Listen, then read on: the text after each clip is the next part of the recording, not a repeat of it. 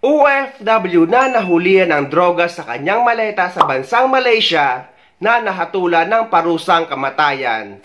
Iuuwi sa Pilipinas hindi para palayain, kundi para ituloy ang kanyang sentensya sa kulungan. Matapos ang 14 na taong pagkakakulong sa Indonesia, posibleng pauwiin na sa Pilipinas ang Pinay na si Mary Jane Veloso. Pero hindi para palayain kundi para ikulong din. Nasa frontline ng balitang yan si Camille Samonte. Base sa inanunsyo ng Coordinating Ministry ng Legal at Human Rights sa Jakarta, pinag-aaralan ng gobyerno ng Indonesia kung maaaring ilipat ng kulungan dito sa Pilipinas si Mary Jane Veloso. May dalawang paraan daw silang tinitignan. Yan ay sa pamamagitan ng bilateral negotiations o di kaya ay pagbuo ng opisyal ng Indonesian policy sa paglilipat ng foreign prisoners. Oras na mailipat ang bilanggo sa kanyang bansa, hahayaan na ng Indonesia ang Pilipinas na magdesisyon kung bibigyan siya ng clemency. Inanunsyo yan ng Indonesia matapos ang official visit ng ating ambassador doon. 2010 nang arestuhin si Veloso sa airport ng Indonesia matapos makuhanan ng iligal na droga sa kanyang bagahe. Taong 2014 nang siya ay mapasama sa death row. 2015 nabigyan ng temporary reprieve si Veloso kaya na-delay ang execution niya.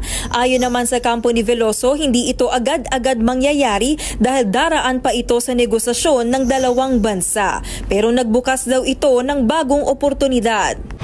Maaaring yun ang magiging hudyat na, o sige, babaan na lang natin, kaya patawarin na lang natin, na pagpalagay na natin na na-serve na niya ang kanyang sentence. Pero para sa pamilya Veloso na matagal nang nananawagan ng clemency sa Indonesian government, palayain na lang ng tuluyan si Mary Jane. Dapat palayain na nila dahil nakulong na yung talaga may-ari. Umamin na po na talagang si Mary biktima lang. Ba't ililipat dito para ikulong pa?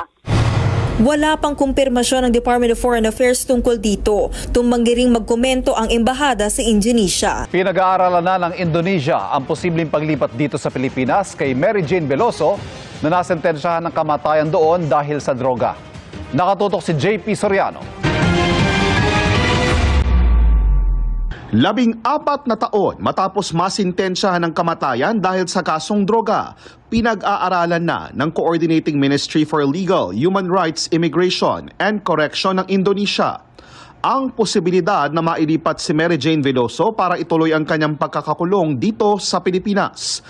Nitong Lunes, nagpulong na sina Coordinating Minister for Law and Human Rights Professor Yusril Isa Mahendra at Philippine Ambassador to Indonesia Gina Alagon Hamoralin para sa opsyon na transfer of prisoner o paglipat ng mga preso kabilang na si Veloso. Naiparating na rin daw ito sa bagong Indonesian President na si Prabowo Subianto. Laking pasasalamat naman ng pamilya ni Veloso. Dalawang beses siya tumawag dahil sabi po niya, matutuloy daw po ang dalaw namin. Sana po, palaya na po ng tuluyan para makapiling pa naman ho namin. Nagagalak naman ang mga abogado na tumutulong kay Veloso. Yung aming panawagan na bigyan na siya ng clemency, hindi ipagpapatawad, palit ng kanyang sentensya. We're doing all we can for Mary Jane Veloso. Certainly the Indonesians and the Filipinos have been talking about this for some time, and we hope that we'll come out with a solution, a mutually agreed solution, which will be to the utmost benefit of Ms. Veloso and her family. Sana ganito din ang maging batas sa Pilipinas na kapag nahulihan ng droga ang mga dayuhan na pumupunta sa bansa natin, ay parusang kamatayan din ang hatol. Pero nakakalungkot mang sabihin na kahit milyong-milyong halaga na ng droga ang nahuli sa isang pasahero o dayuhan, ay walang parusang kamatayan, kagaya sa isang South Africa na nahuli sa NAIA. Naharang sa NAIA ang mahigit 40 milyong pisong halaga ng shabu mula sa South Africa National na magbabakasyon lang umano rito sa bansa. Nakatutok si Mark Salazar. Sa hidden compartment ng bagahe ng South African national, nadiskubre ang isiniksik na mahigit 6 na kilo ng methamphetamine noong Sabado ng gabi sa Customs International Arrival Area sa NAIA Terminal 3. Ang droga nagkakahalaga ng 42 million pesos sa standard street value. Depensa ng suspect, hindi niya raw alam na may illegal na droga sa kanyang bagahe. I purchased the bag from a shop. I didn't know there was anything in the bag. Purchased it from a shop in South Africa. If it's 6 kilogram heavier, for sure you will notice. You wouldn't notice I'm a big man. I did not notice. And obviously I wasn't picking it up. I was just...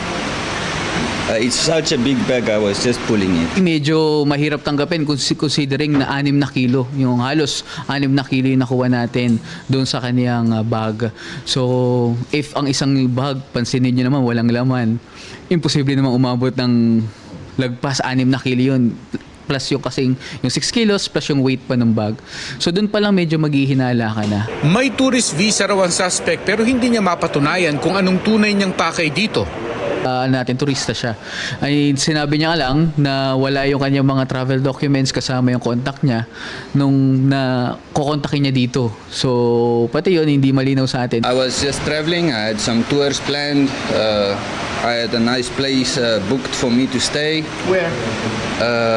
Close to the ocean. I don't know the exact place. I have papers on the exact place. Pero sa mga ginawang koordinasyon para sa investigasyon, walang lumalabas na criminal background ang suspect. Finailan namin siya ng kasong paglabag sa RA 9165 Section 4 in which importation ng dangerous drugs. Ngunit kapag Pilipino ang may dala ng droga o nahulihan ng droga sa ibang bansa, ay parusang kamatayan ang hatol na madalas na natutuloy o na-i-execute.